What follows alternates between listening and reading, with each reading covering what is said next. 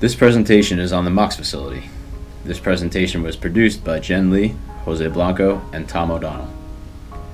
In the year 2000, Russia and the U.S. agreed on a bilateral treaty stating that each country must abate 34 metric tons of military-grade weapons plutonium created during the Cold War. They will then in turn use the plutonium for civil uses such as nuclear power. The Department of Energy subsidiary, National Nuclear Security Administration, formed a deal with Shaw Areva Mox, which was owned by industrial conglomerate Chicago Bridge and Iron, to create the Mox Facility because of the agreement. At the mixed oxide fuel fabrication facility, Mox for short, weapons-grade plutonium is being disposed of at the nuclear site Savannah River Site, which was known as Ellington, South Carolina, before it was turned into a nuclear bomb plant before the war. It is run by the Department of Energy and other subcontractors. It is a mere 70 miles from Columbia and only 62 miles from where you sit currently. This is a very important plant because it immediately affects South Carolina and Georgia, because a weapons-grade plutonium leak would be one of the worst things that could happen to our environment. But the building itself has been a failure. The Mox project has been reported being 10 years behind schedule and already $6 billion over the projected budget. Also, Mox officials have yet to release a full-year life cycle cost of the building to this date, regardless of how many requests have been handed in, which sounds pretty sketchy. They are using South Carolina taxpayer dollars to fund a project that is essentially not pulling its weight by doing its job effectively, which can then translate into wasted taxpayer money. It is not like people aren't protesting it either. President Barack Obama has expressed his dislike for the continuation of the project, and numerous other officials have called for the stopping of operations currently going on at the Mox facility.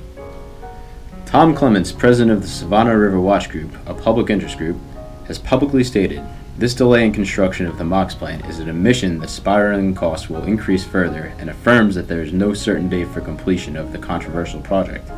It is inexcusable that the Department of Energy has allowed the Mox project to continually drift with no firm budget and no established construction schedule. Things are indicative of a mismanaged project that is far over budget. This 10-year delay is a clear signal that the Department of Energy needs to move forward with placing the project on a cold standby as it considers other, safer and cheaper ways to dispose of surplus weapons plutonium." The Department of Energy has had personal investigations themselves over the Mox facility. Department of Energy Representative Frank Klotz of NNSA and Thomas Mason of Oak Ridge National Laboratory led a cost analysis study of the Mox facility compared to other alternatives. They found that the Mox was too ineffective for costliness and that an alternative might be the best option. Although public outcry has been vocally expressed, the Mox facility continues to be funded and supported by government officials.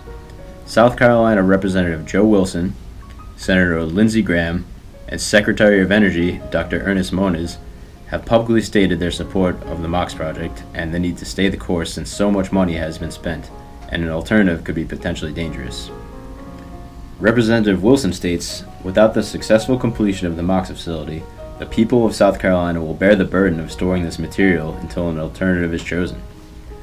With that type of support, Congress passed a bill that gave Mox a $345 million budget this past October.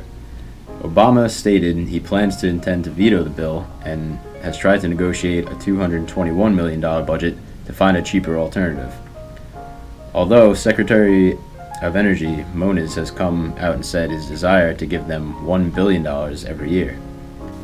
Secretary of Energy Moniz says, "When it comes to the total funding, not just for the fabrication of the plant, but for all the other activities, for the plutonium pit, disassembly, and everything else, you're talking north of $1 billion each year. We've got to see Congress be willing to appropriate over $1 billion a year for decades to get it done." So what's the deal? Obviously, storing plutonium is an absolute priority because of how negatively a leak or anything of that nature could affect our community. But at what price? If it is possible to save a good fraction of that amount by doing a cheaper alternative, couldn't the state use the savings for other important social issues in our state, such as repaving roadways? Our government officials have a compelling argument as well.